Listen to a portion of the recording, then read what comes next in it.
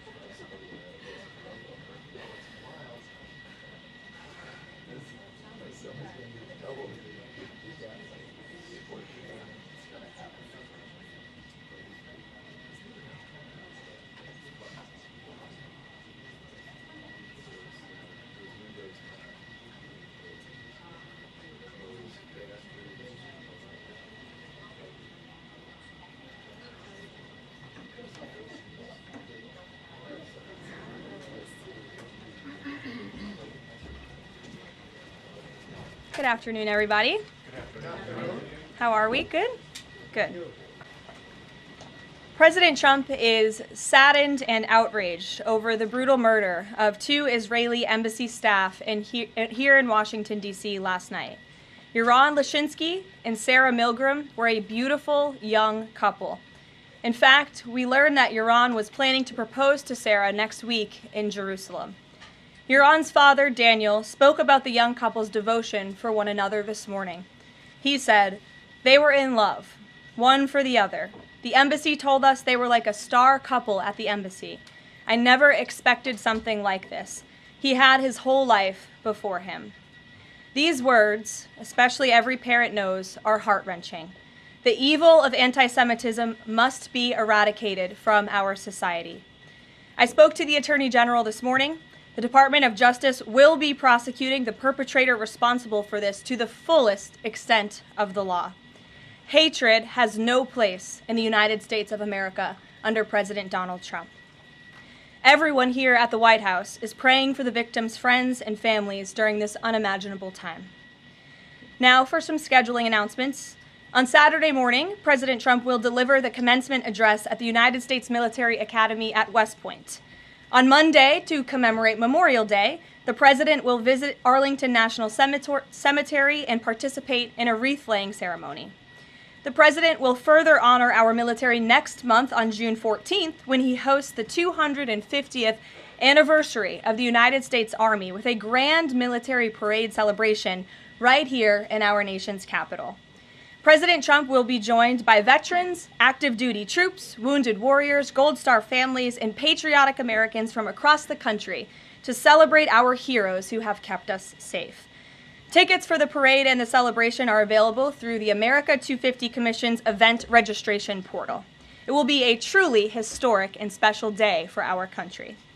After the parade, President Trump will travel to the G7 Leaders Summit in Canada from June 15th through the 17th. We will be sending additional logistics information out after the briefing. Last night, Republicans in the House passed the One Big Beautiful Bill Act, the most significant piece of legislation in years. There were a lot of good faith negotiations in the Republican conference leading up to the final passage, but as always, President Trump came in at the end to bring all sides together and get this deal done. This One Big Beautiful Bill will implement President Trump's Make America Great Again agenda by delivering the largest tax cut in American history for middle-class families, the working class, and small businesses. The One Big Beautiful Bill fulfills President Trump's promises of no tax on tips, which was applauded today by the CEO of Uber, no tax on overtime, a Made in America auto tax break, Trump savings accounts for newborn babies, and substantial tax cuts for our amazing seniors' Social Security benefits. The One Big Beautiful Bill will permanently secure the border by delivering the largest border security investment in history, funding at least 1 million annual removals of illegal aliens to carry out the largest deportation campaign ever, finishing the Trump border wall, and giving pay raises and bonuses for our incredible ICE and Border Patrol agents. The One Big Beautiful Bill protects the Medicaid program and its benefits for the most vulnerable Americans that the program was designed for, by kicking off 1.4 million illegal aliens from receiving benefits and implementing common sense work requirements for able-bodied Americans. The One Big Beautiful Bill also helps get our fiscal house in order by carrying out the largest deficit reduction in nearly 30 years with $1.6 trillion in mandatory savings. Every single Democrat in the House of Representatives who voted against all of these common sense and massively popular policies. The Democrat Party has never been more radical and out of touch with the needs of the American people. The One Big Beautiful Bill is the final missing piece toward ushering the golden age of America. The Senate should pass this as quickly as possible and send it to President Trump's desk for a final signature. After today's briefing, President Trump will hold a Make America Healthy Again event alongside Secretary Kennedy and several other cabinet secretaries to unveil the Maha Commission report. President Trump wants every child in America to grow up and to live a long and healthy life. That's why he's working alongside Secretary Kennedy to end the chronic disease epidemic to keep our children healthy, safe, and disease-free. The Maha Commission report is a historic assessment the first of its kind by any presidential administration, of current evidence and research about the health crisis affecting America's children. This report is a review of pre-existing research to comprehensively assess what we understand about our health problems and what we don't understand, and how we can find those answers. All of the findings will be based on the gold standard of science. And I think I speak for all MAHA moms across the country when I say we look forward to the president's event and remarks later this afternoon. And as we head into the Memorial Day weekend, a quick update on gas prices. According to the fuel savings platform Gas Buddy, the national average price of gasoline is expected to be $3.08 on Memorial Day. We expect that to continue to decline because of the president's energy policies. But this is down from Memorial Day last year. And adjusted for inflation, it's the second cheapest price for a gallon of gas on Memorial Day since 2003, thanks to President Trump. And finally, in other news, the Department of Homeland Security conducted a deportation flight from Texas to remove vicious illegal criminals in the United States. All of these individuals were sent, or are trying to be sent, to a third country. And President Trump promised to get vicious illegal alien murderers, rapists, and pedophiles like these out of our country, and he is trying to deliver on this promise. But no matter how upset this makes Democrats, we will continue to deport these monsters to keep Americans safe. And here are the heinous individuals who were on that flight. A Cuban national, convicted of homicide, armed robbery, false impersonation of an official, kidnapping, and robbery strong-arm. A Cuban national convicted of attempted first-degree murder with a weapon. A citizen of Laos convicted of first-degree murder and robbery. A Mexican national convicted of second-degree murder. A citizen of South Sudan convicted of robbery and the possession of a firearm. A citizen of Burma convicted of lascivious acts with a child less than 12 years old. A citizen of Burma convicted of first-degree sexual assault involving a victim mentally and physically incapable of resisting. It's disgusting. And a Vietnamese national convicted of first-degree murder. Now, a liberal activist district court judge in the city of Boston, Massachusetts, is trying to force the President of the United States to bring these monsters back to our country. Judge Brian Murphy is ordering the Department of Homeland Security to give these illegal criminals 15 days to reopen their immigration cases with access to phones and attorneys. Every single one of these individuals, I will add, had final orders of removal from our country. And now Judge Murphy is forcing federal officials to remain in Djibouti for over 2 weeks, threatening our U.S. diplomatic relationships with countries around the world, and putting these agents' lives in danger by having to be with these illegal murderers, criminals, and rapists. This is completely absurd. Judge Brian Murphy is not the Secretary of State. He is not the Secretary of Defense or the Commander-in-Chief. He is a district court judge in Massachusetts. He cannot control the foreign policy or the national security of the United States of America, and to suggest otherwise is being completely absurd. According to new reporting about this judge, he's a registered Democrat in Massachusetts who, during his Senate confirmation hearings, failed to disclose his ties to a radical left-wing organization that claimed the word illegal to describe illegal aliens was inherently prejudicial. This massive judicial overreach by Judge Murphy is part of the same opposition our administration has faced since day one. Radical left-wing judges are egregiously trying to stop President Trump from using his core constitutional powers as head of the executive branch and commander-in-chief. These judicial activists want to unilaterally stop President Trump from deporting foreign terrorists and keeping the American people safe. Nearly 80 million Americans re-elected this president to deport illegal criminals from our homeland, and polling consistently shows that 90% of Americans want illegal alien criminals, especially those with final orders of removal from our country, who have chosen to continue to stay here illegally. Americans want these people sent home. We hope the Supreme Court will continue to rein this in as soon as possible to restore proper constitutional order in our country. We'll take some questions. And here in our new media seat today, we have Jillian Michaels. She's a renowned personal health expert. I know all of you know her. I certainly do, watching fitness videos growing up. And a media powerhouse who continues to expand her reach with her podcast, Keeping It Real. Jillian, I know you're here today for the Make America Healthy Again event. We're proud to welcome you to the White House. Thanks for being in the briefing. Why don't you go ahead? Thank you for having me. As a Maha mom yourself, how do you interpret the significance of this report in terms of delivering measurable health improvements for Americans and their kids, and what specific actions does the administration plan to take in response to it? Sure. Well, thank you for the question. And again, thank you very much for being here. I would like to emphasize, we held a call earlier today with Secretary Kennedy, Secretary Rollins, Administrator Zeldin, and other officials at Health and Human Services to talk about the gravity of this report. When the president took office, he promised to make this country healthy again. And the president signed an executive order directing this commission. And now, less than 100 days later, the commission is delivering this report. It's another promise made and another promise kept. And the report identifies 4 major factors that are contributing to the rise in childhood chronic disease. Again, this is the first time the federal government has really recognized in a single report that we have a problem in our country. Our children are getting sicker, not healthier. This is not just a crisis, a health crisis, but it poses national security implications as well. And this administration is focused on ensuring we understand why.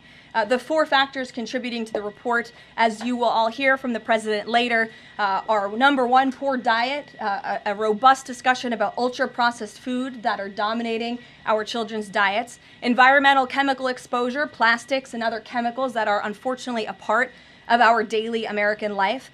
It talks about the lack of physical activity and chronic stress, and how technology-driven lifestyles are contributing to the decline of our children's physical and mental health. And then lastly, the report touches on the over-medicalization that's taking place in our American society, nowhere else in the world, but just right here in the United States of America. And the report directs the entire administration to understand why these issues are happening and what public policy can the administration implement to ensure that we are fostering a more healthy country for our children. So I'll leave it at that and let the president and his team speak more about this historic report later. But this should be good news for everyone. I don't care what your politics are. We should all agree that we want our children to be healthy and safe, and we want our food supply to be healthy and safe. We have the best farmers and ranchers in the world right here in the United States of America, and we have the best workers in the world. We have the best people in the world, but unfortunately we have a health crisis that's been plaguing us for too long, and this report speaks to the heart of it. You're welcome. Thanks for being here. Garrett, go ahead. Karoline, you guys are very proud of your record on transparency. I have 2 transparency-related questions for you. Sure. On the president's dinner tonight, will the White House commit to making a list of the attendees public so people can see who's paying for that kind of access to the president? Well, as you know, Garrett, this question has been raised with the president. I have also addressed the dinner tonight. The president is attending it in his personal time. It is not a White House dinner. It's not taking place here at the White House, but certainly I can raise that question and try to get you an answer for it. Okay, and on the Qatari aircraft, the Air Force has said they're going to classify all the information about the work that has to get done to bring it up to snuff to be Air Force One. Previous Air Force One contracts, including the one that the president entered into in 2018, are public. That's available knowledge. Will the White House commit to releasing who's doing that work and the cost of that work? I understand that some elements might be classified about specific systems, but will you commit to releasing that basic information so people can see ultimately what this costs? Well, Garrett, as you know, that's a question for the Department of Defense and the United States Air Force, who is accepting this jet as part of their fleet. Declassify anything he wants. Well, you'll have to ask the Department of Defense and the United States Air Force, who is accepting this jet as part of its fleet. Peter. The president can declassify anything that he wants. Has he looked to see if there are any records here that would contradict what we've been told about Joe Biden's decline? He has not directed anyone, to my knowledge, to look into that, but surely I can ask him if he intends to. I think the president has spoken on this pretty extensively, and I have spoken about it extensively from this podium as well, how it was truly one of the worst political scandals this country has ever seen, that the previous administration covered up the decline in the former president's mental and physical ability. And it's now all coming out, but the American people knew the truth, and that's one of the many reasons why President Trump won the election on November 5th. And President Trump says that he basically thinks unelected Biden staffers concealed his decline so that they could use the levers of power for their own personal gain. Well, Look, that's not just the president thinking that, Peter. There's a new book out. I don't know if any of you have heard about it. Again, a little bit too late because the American people knew the truth on this from the very beginning. And there were reporters in this room, including some from your network, Peter, I'll give you a little bit of credit here, who have said that clearly Joe Biden's staffers were engaging in this cover-up. So this is common sense. This isn't the president making it up. These are facts that are now finally being revealed. Right, and I'm not saying the president's making it up, but he specifically talks about the auto pen. He thinks that staffers were using this auto pen. Mm-hmm. Is there some kind of like a badge that you have to swipe to use an auto pen? Is there a record of that? I can tell you here at this White House, the president signs any document that has legal implications. The president signs every executive order. He signs every proclamation. He signs pretty much every document that is needed for the president's signature, with the exception of maybe some letters to children. From what we have heard and seen, that was not the case in the previous administration, and the president is raising good questions that are worth looking into. And as for Maha, I'm going to take a sip of water, if that's okay with you guys. Go ahead. Thanks, Karoline. Back to the presidential gala tonight.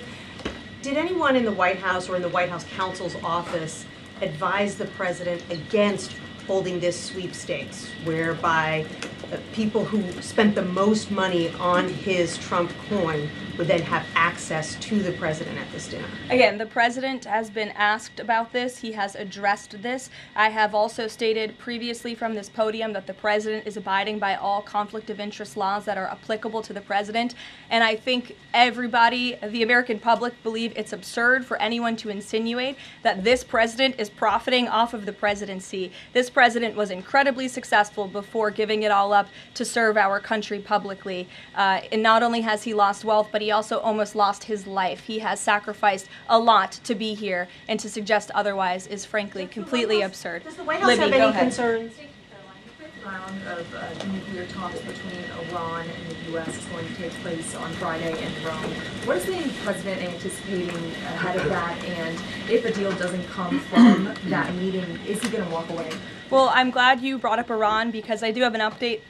The president spoke to Prime Minister Benjamin Netanyahu today.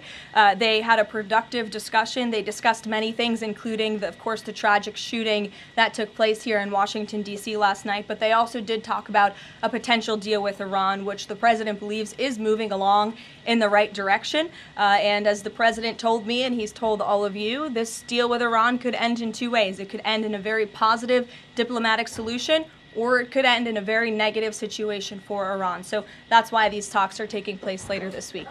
Yamish, good to see you. Hi, good. Thanks for taking the question. Sure. The president showed a video that he said showed more than 1,000 burial sites of white South Africans that he said were murdered.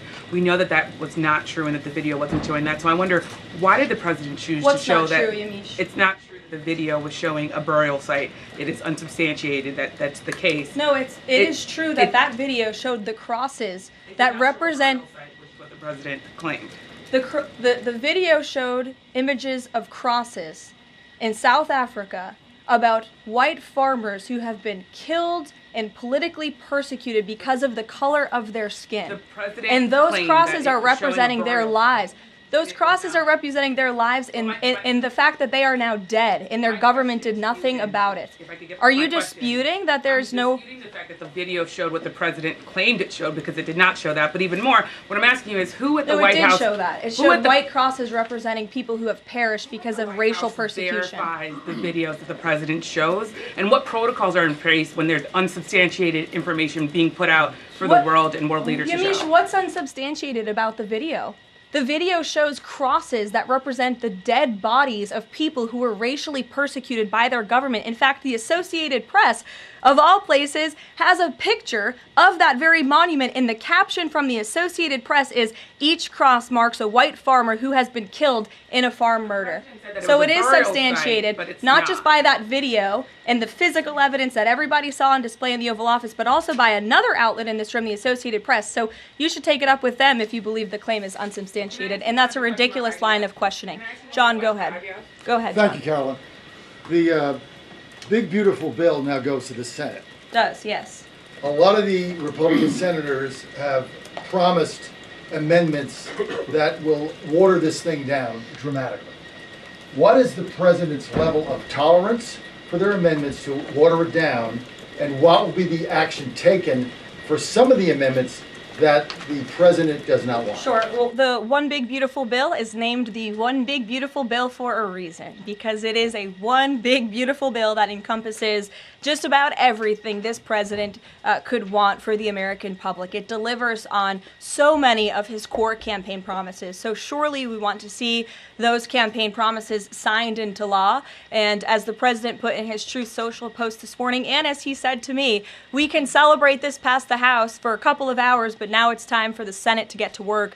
The president has a great relationship with Senate Majority Leader Thune, and of course so many friends on the Senate side of the Hill, and he's expecting them to get busy on this bill and send it to his desk as soon as possible. Phil. Thank you. Given that the president said the other day the SALT cap, we don't want to benefit Democratic governors.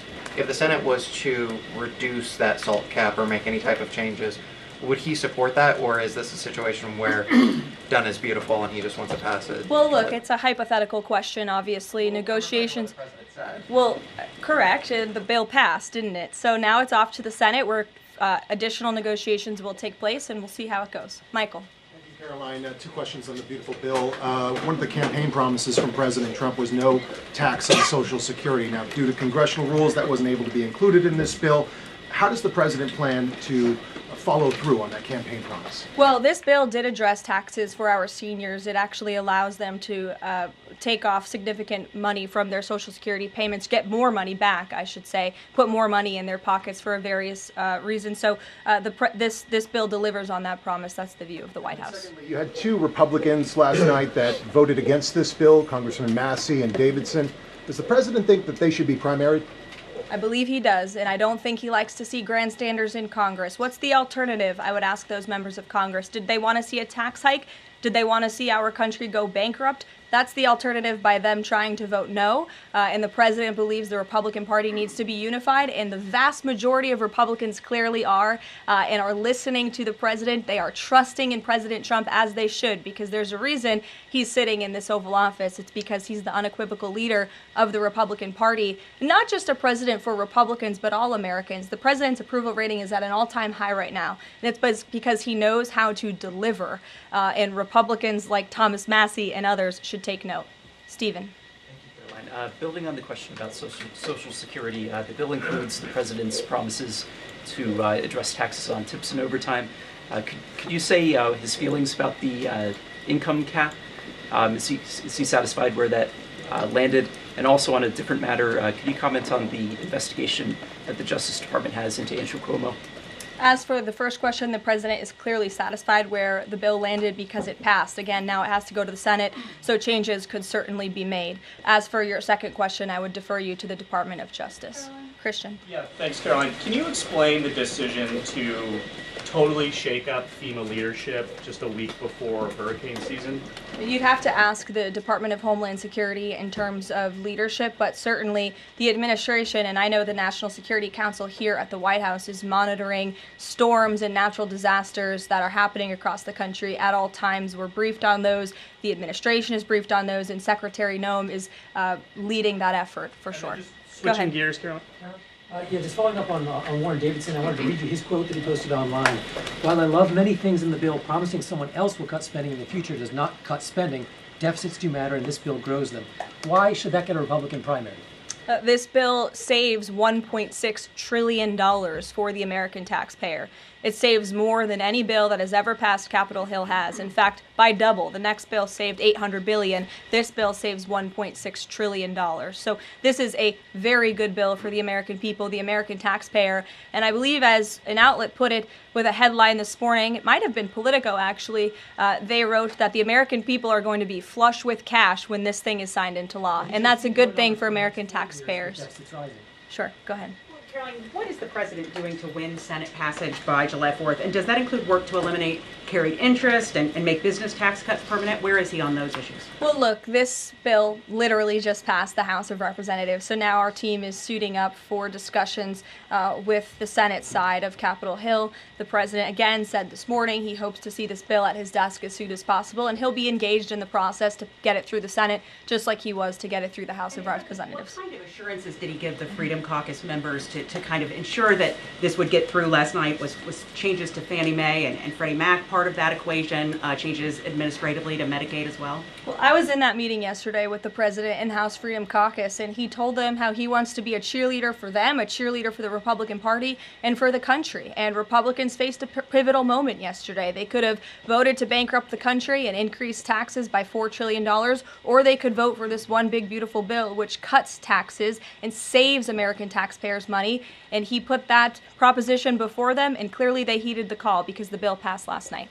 Sure. Caroline, so on the or this morning, rather. The, every day is going into the next. Go ahead. The Netanyahu call. Just curious, did the president raise the flow of aid into Gaza? Is he happy with where that situation is right now? Not to my knowledge, but I can certainly go back and check. And did you have any reaction to the Supreme Court's ruling about the religious charter school today, as well as Justice Coney Barrett's decision to recuse herself? We'll get you an answer on that case specifically. Sure.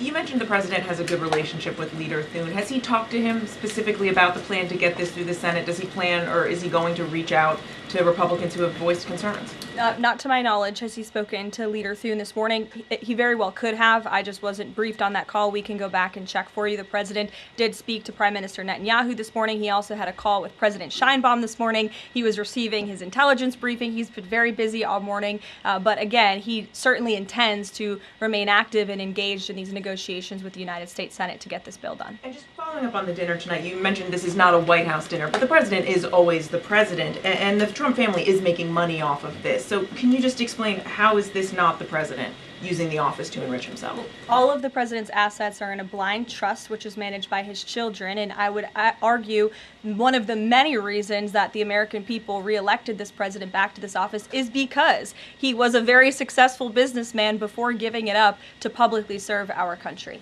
Reagan. Thanks, Caroline. Last week, the president told Brett Baer that he trusts his people, but thinks that the official narrative on his assassination attempts are, quote, a little bit odd. FBI Deputy Director Dan Bongino said days later that there's no conspiracy to find, and as he put it, quote, the there that you're looking for is not there. My question is the president personally satisfied with the investigations into the attempts on his life? And does he agree with Deputy FBI Director, or does he think there's more to it? Well, in the lead up to your question, you answered your own question with the president's own words, and I'll leave it at that. Caroline? Sure, go ahead, Haley. Thank you, Caroline. Haley, go ahead. Oh, thanks. I wanted to follow up on his call with Prime Minister Netanyahu in his effort to reach a deal with Iran. Does he feel like he has the Prime Minister's support in this effort at this point, or did the Prime Minister raise concerns to him in this conversation? I won't get further into the private discussion between the president and the prime minister, but surely they have a good relationship, one that's built on transparency and trust. And the president has made it very clear to not just Prime Minister Netanyahu, but also the world, that he wants to see a deal with Iran struck, if one can be struck. He does not want to have to take the latter option, the more severe and negative option. He wants to see a deal. The president is a deal maker, and he believes strongly in diplomacy, and he's made that clear to the prime minister, but also to all of you and, frankly, the rest of the world. Mary. Thank you, Caroline. Two questions, one on the terror attack last night and then another on the big, beautiful bill. Do you or President Trump have a message to politicians like Ilhan Omar, who only this morning explicitly avoided condemning this act of terror? It's despicable. And frankly, we have seen a rise in anti-Semitic protests, of pro-Hamas protests, of terrorist sympathizers. We saw them on our college campuses, and we've seen the Democrat Party turn a blind eye and in some cases actually embrace such anti-Semitic illegal behavior. And that's why this administration has done more than any administration in history to crack down on anti-Semitism. As you know, in January, when the president took office, he signed a new executive order to combat anti-Semitism. He created a commission focused on doing just that. The Justice Department announced their task force as well. The Secretary of State, Marco Rubio, has revoked thousands of student visas from campuses where these pro-Hamas terrorist campus agitators and violent protests took place. And we've also withheld funding from those very campuses as well in an effort to combat anti-Semitism. So the president's made it very clear that such hatred will have no place in our country. Thank you. And then on the big, beautiful bill, I know there's a provision that the House included that defunds Planned Parenthood, not only because of the fact that it's the nation's largest abortion provider, but also because it's, I think, the biggest distributor of transgender hormones right now, even to minors, according to Live Action. So is the president committed to making sure that provision stays in the Senate? The president has maintained a very clear commitment to ensuring that this administration and the American people's tax dollars are not funding any institution. That includes hospital systems that are funding the chemical castration and mutilation of children. We're not going to tolerate taxpayer dollars going to such efforts. Sure. Thanks, Caroline. You mentioned at the top of the briefing that the migrants were to be sent to a third country. I was just wondering, could you share any more on, which countries the administration has struck these agreements with, and what that agreement with South Sudan specifically looks like? Well, first of all, I won't litigate foreign policy from the podium, but what I will reiterate is the absurdity of this ruling from a district court judge in Boston who is just creating new immigration laws out of thin air. This administration, let me be very clear, because there have been a lot of fake headlines about this deportation flight over the last 2 days. This administration has complied with all court orders. And the individuals whose names I just revealed and whose criminal histories I just spoke of that are on this flight, every single one of them had a final order of removal from our country. In fact, one of these violent illegal criminals had a final order of removal given to him in 1999. It's 2 years after I was born. This individual, this criminal, has been living in our country for an entire generation. And now we have a district court judge who is trying to tell the president and the Secretary of State and the Secretary of Homeland Security that an illegal criminal murderer who's been hiding in the shadows in our country for nearly 30 years cannot be deported from United States soil. That not only is undermining our entire immigration system, but it is also undermining our diplomatic negotiations with countries around the world. How are countries on this earth supposed to trust the United States government and these good faith diplomatic negotiations when these countries accept these repatriation flights? How are they supposed to trust us if we have radical district court judges who are going to say, no, you can't do that? And now these illegal criminal murderers and rapists have to sit in Djibouti with our ICE agents who now have to sit there for more than 2 weeks without the proper resources. This judge is not only undermining our immigration system, undermining our foreign policy and our national security, but this judge is undermining the safety of the ICE agents who are putting their lives on the line to remove this list of illegal criminal terrorists. It's truly despicable what's happening in our court system, and the president and this administration hope that the Supreme Court will do what it needs to do to rein in these liberal activist judges. And the Supreme Court has already said it is well within the president's purview to dictate foreign policy, and a radical district court judge should not be getting in the way of that. We'll see you all later at the MAHA event. Thank you. Thanks, Caroline.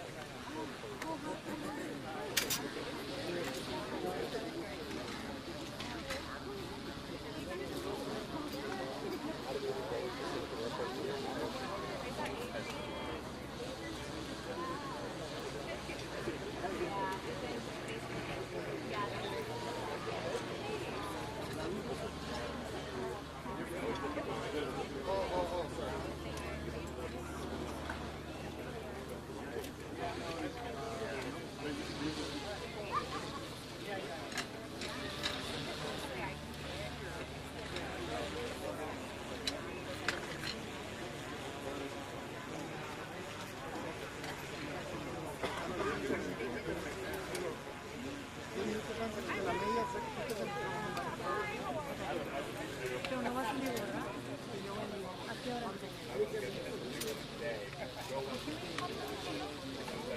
Antes me dijo, tú te enlaces en vivo cuando pones en vivo la conferencia. Pero van a poner en vivo. Nosotros estamos grabando nada más. Ah, por eso, pero no vas en vivo. Yo voy a vivo a las 5:30. Pero lo que pasa es que como yo voy a estar en vivo, pero el canal lo pone en el piso.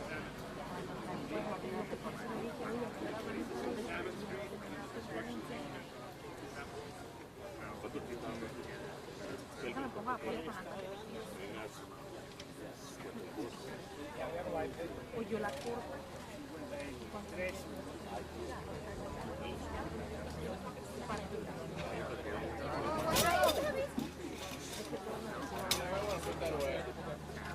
Sí, pero como tú no vas a estar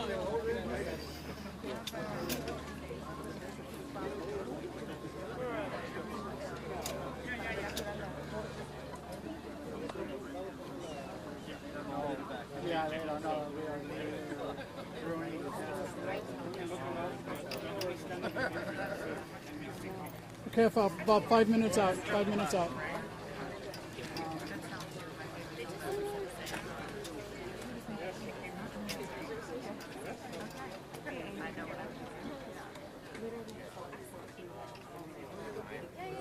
That would be great. Yeah, of course.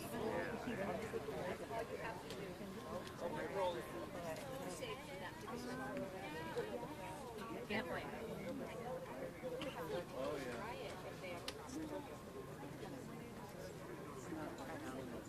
Yeah.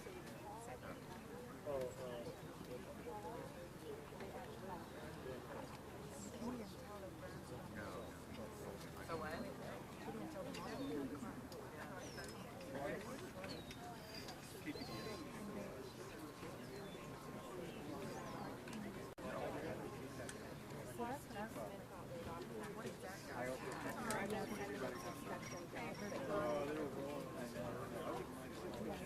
Safe and sure. Yeah, so that's all this time we get hurt.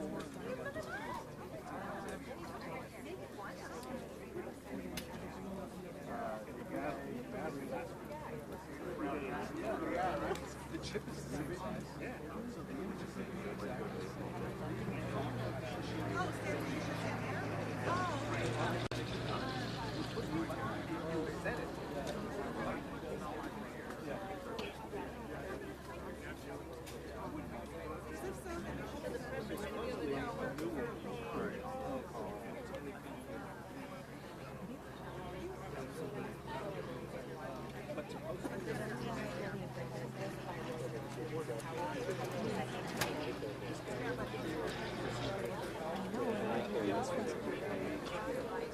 Yeah, I got it.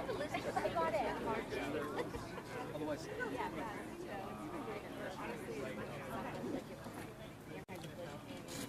Hey everyone.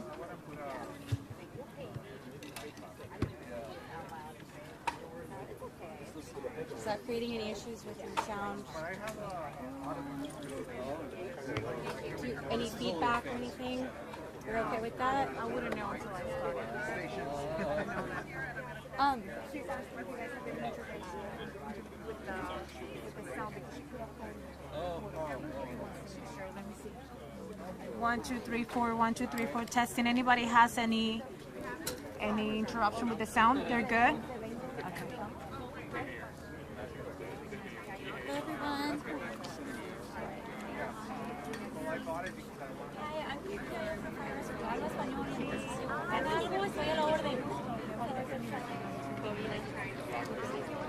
te iba a entrevistar a mis amigas sobre seguridad de la calle. ¿Verdad? Ah, luego todo cambió. Y mira, pues estuve ahí un añito.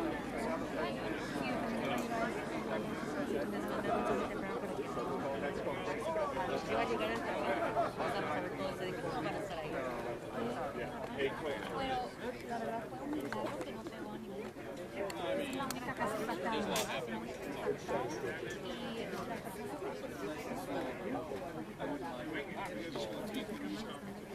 que donar la sala y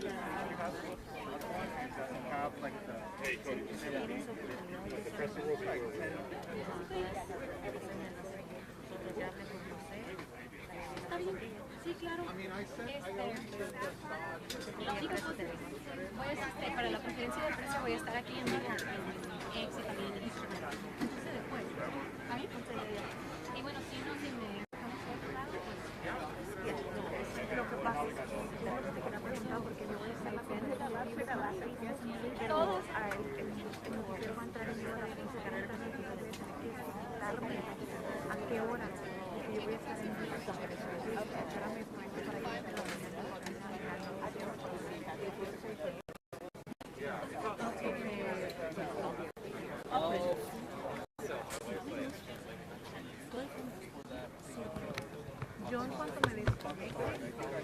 Mic check, check.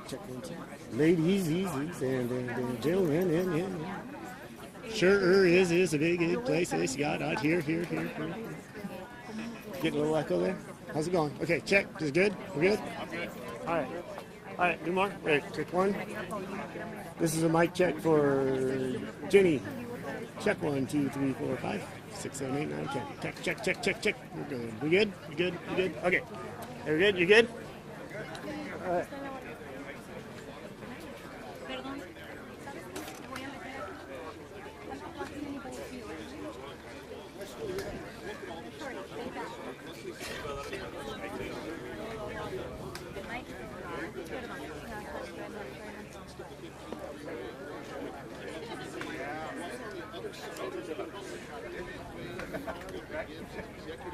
Yeah.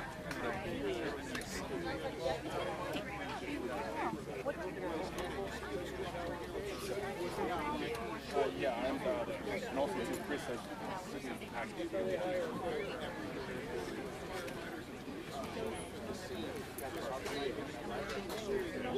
Oh, Jose, just so you know, I did put a camera here. It's on record. I don't know if it would create feedback with this, though. It should be fine. Do you have a new order of speakers? You want me to give this to them?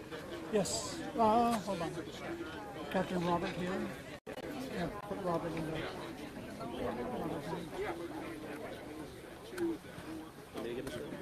Yeah. We have a new order of speakers for the press conference. First is going to be San Diego Fire Rescue Department Chief Robert Logan. Last name is Logan. The second is going to be Assistant Chief Dan Eddy. It's Dan, and last name is Eddy. Then number 3 is going to be San Diego PD Lieutenant Travis Easter. Last name is Easter. Number 4 is going to be Captain Robert Healy from the U.S. Navy. It's Robert, and then last name is Heely. And then last will be City of San Diego Council Member Raul Campillo. Last name is Campillo. Does anybody have any questions? One thing. And for Fire Chief Logan, it's Fire Chief Logan II as well. Just wanted to double confirm. I have that list if anybody needs it, wants to take a picture of it. Right here. I'm showing the house live with you. Thank you. There's, look at this house next to Trump right there.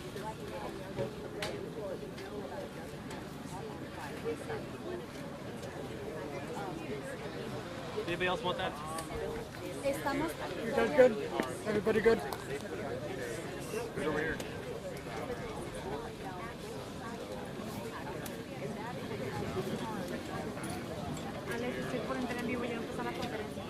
Anybody else want those names? No. Okay, everybody, here's San Diego Fire Chief Robert Logan to start things off.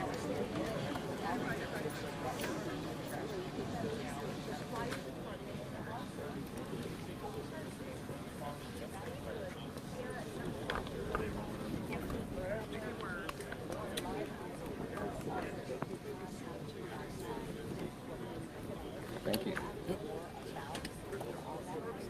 Okay, good, go. Good morning. My name is Robert Logan. I'm the fire chief for the city of San Diego. This morning at approximately 3:47 a.m., we received a call of a airplane down. At that time, we responded our units with the priority of rescue, saving lives, and preserving property. Next, I'm going to have my Assistant Chief, Dan Eddy, come up and explain the operations that took place moving forward from that point. Morning, everyone. Crews arrived on scene just after 3:47, about 3:55 this morning. What they found was behind you, the scene that you see behind me right now. We had a plane that had come through this neighborhood, taken out one home. We had one home on fire, multiple cars on fire going down the street. We initiated what's called an Alert 5, which is an upgraded for a plane off the runway. We started the Alert 5, followed that with a second alarm to ensure we had all the units here. It's 3:45 in the morning. Our worry was the fact that people are home, people are living in their houses, and we wanted to ensure that we had all that done. We started initiating the fire attack while at the same time going inside each structure behind us and ensuring that they were cleared out and we had no one inside those structures. Once we had an all clear on those structures, we focused more back into the street on the cars that were on fire, because for us, our main concern is ensuring that we get the citizens out and get those rescues complete. Crews did a great job working with San Diego PD to start evacuating the neighborhood and with the military to ensure that we are doing the right things to work with the military on that. Great coordination by all. We were able to get knocked down on the fire, start to work through and start to do secondary searches of the houses behind us and ensuring that everyone was out of those areas. We started an evacuation area to the north of us to one of the elementary schools and started to ensure that we had everyone out of those homes. After that was done, we started our recovery effort, which you see behind us. We're holding the scene for FAA and TSB to ensure that they can get the investigation done and no evidence is tampered with or moved at all. Once that is complete and their investigation is done, then we'll start moving back through and working with the military and San Diego PD to clear out the neighborhood and ensure that everything is complete. I'm going to pass it over to San Diego PD right now, Lieutenant Easter. Hello. We received the phone call or the incident, and our officers, we responded and conducted evacuations in this area. Right now, this is still an active scene. So, roads are closed. If you're looking for updates, monitor our social media accounts, X, Facebook, Instagram. We will continue to provide updates on road closures and the conditions as this incident continues. On that note, I'm going to pass it on to Captain Robert Healy. Spell your name, sir, before you go, please. Easter, like the holiday. Okay. Hey, good morning. Captain Bob Healy, Naval Base San Diego Commanding Officer. Our primary objective remains the safety and security of our military families who live here in this neighborhood. Over the last couple hours, we've been able to connect with them to make sure that they are taken care of, and most of them have gone down to Miller Elementary, which is our evacuation site. Very pleased with the community response, in addition to the city and local officials, to provide all of the services that they need. Primarily, our job is to get them back into their homes as soon as possible. And we're working with Liberty Military Housing, who oversees this complex, to do just that. Hopefully, we expect people outside of this general area to get in by tonight, and then certainly this area will be down for some time based on NTSB investigation. We have continued to communicate through our Family Information Call Center at 844-523-2025. Liberty Military Housing has also released red flag messages to the families so they have the latest and greatest information. The base continues to message via our internal communication system as well as social media. Again, just want to thank the local community for supporting the military families and everyone for all that you've done. With that, I want to turn it over to Councilmember Capillo. Good morning, everyone. My name is Raul Campillo. I represent City Council District 7, which includes the Tierra Santa neighborhood and Murphy Canyon neighborhood. San Diego is home to one of the largest installments of United States military active service members, and veterans. And in this particular neighborhood, we had dozens of active duty families that are suffering, that suffered some injuries, and their homes have been destroyed. But the city of San Diego, our employees, along with the military and the school district, have been well coordinated from the early morning until now, and we will be throughout the rest of this tragedy. With the very sad loss of life from the plane, we know that there was many miracles and many heroic actions from our police department, from our firefighters, and the military members themselves. I heard stories over at the school just near us about military families helping military families out of their home, jumping out of windows, avoiding fire. These are families that San Diego values, we're proud of, and we're going to continue to support these military families who are from all over the country but live right here in San Diego. As you can see, the damage behind us is incredibly significant, was life-threatening, and thank God nobody on the ground was killed.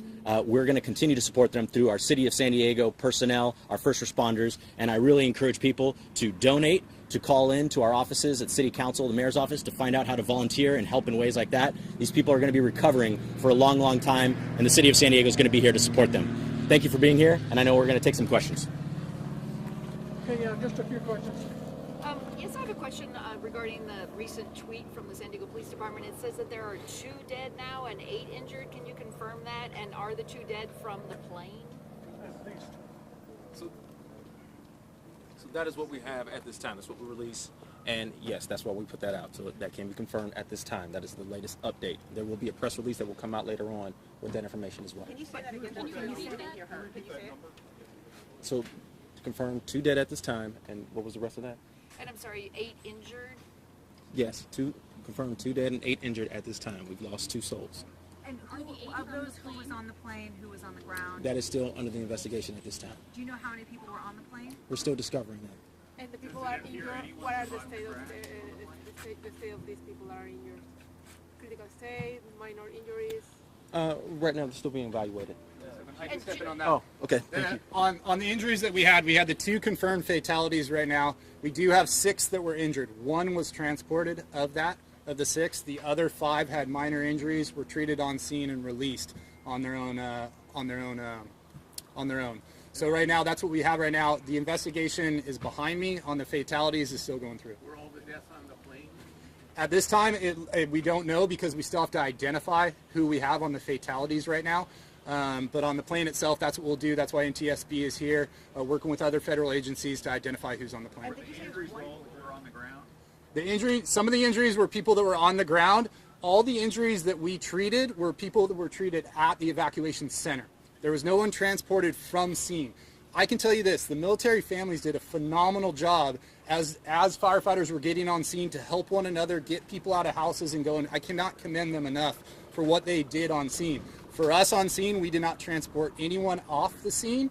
Everything was done at the evacuation centers for any of the medical needs that were done. Can I just clarify? 1 person was transported. Minor injuries was transported from the evacuation center. So, can I just clarify on the numbers real quick? Because we have, like you said, 2 dead, and then there's been varying numbers with the injured. So if I understand it, it's 5 people were taken for, I was told, smoke inhalation to the hospital, and then we have someone who was injured climbing out of a window, so that would be 6, and then 2 people treated for very minor injuries at the scene, so that would make it 8, is that correct? Yes, I'm sorry, it is 8 total. I was thinking 8 in my mind of the 2 fatalities that were in there with the other one, so yes, it is 8 total on there. Sir, for those of us that are out of town, can you explain to us a little bit about the community here? Is this temporary housing for the military families, or is this permanent housing for them? So this is permanent. If you want to say what they are. Yeah, great question. So this is a military family housing neighborhood, and we have over about 2,300 family homes that are here in San Diego, and they work at various installations around the Metro San Diego region. Are they region. temporary housing for them, or they? Well, they are here as long as they're stationed here in the San Diego area, so it could be a year to many years. Can we get confirmation on those numbers again, like yes, how accurate and how it is, because Yeah. the agencies got mixed up? So how about this? What number did you just say right there? Well, I don't want to. Yeah, I know, that's what I'm saying. That's okay. Yeah. All right, so we had 8 injured and we had 2 fatalities is where we're currently at right now. So 8 injured, 2 fatalities. One of those injuries was transported. That's our current numbers. We're still assessing. Our main goal as the fire department, especially with the evacuation center, as people have moved here, it could be hours later that people start feeling symptoms or start feeling what they're doing. So we have EMS teams with them the entire time. So that number could change as the day goes on too. There could have been something in the last 2 minutes as I walked up here. But in this current point right now, what we're going to do is follow those individuals that have been evacuated and make sure that everybody's okay throughout the whole thing. Where's the NTSB here? Do you know? The NTSB, I believe, is en route right now. FAA is currently investigating behind us right now as they're walking through the scene. How many homes were destroyed? How many homes were actually destroyed? So the one permanently destroyed is this one right here behind us. We have damage to multiple homes down to the west of us on the street. That damage will be assessed. Our main concern on that damage, I don't know the full extent of the damage because our job is to preserve the scene so NTSB can come in and do the investigation. We removed everybody from the scene, blocked it off right now. We will have better numbers on the full damage of homes after NTSB comes in and starts doing their investigation. It is just this block right now, but we have a large debris field that covers multiple streets. There was dense fog this morning. What do we know? There's a clipped power line that's being reported. What do we know as this plane was landing toward Montgomery? So as I came in this morning, when I came in this morning at about 4 o'clock, there was very dense fog as we came in. And some of the individuals are here were the same time. It was dense fog throughout the whole plateau that we had up here. We do have a clipped power line behind us. NTSB and FAA are looking into that to see if that was part of the problem as it came in. They will have a better understanding of that as they do the investigation. Where are these military families going to be staying in the meantime? I know that you guys had mentioned they might be able to come back as early as today, but where are they going to be staying, especially in this destroyed home? Yeah, we are actively working with all military families affected, specifically within this region, because they may be out of their homes for a while. So we're actively collaborating with Liberty Military Housing, as well as the Red Cross and others down at Miller Elementary to put them in proper lodging overnight. So that may be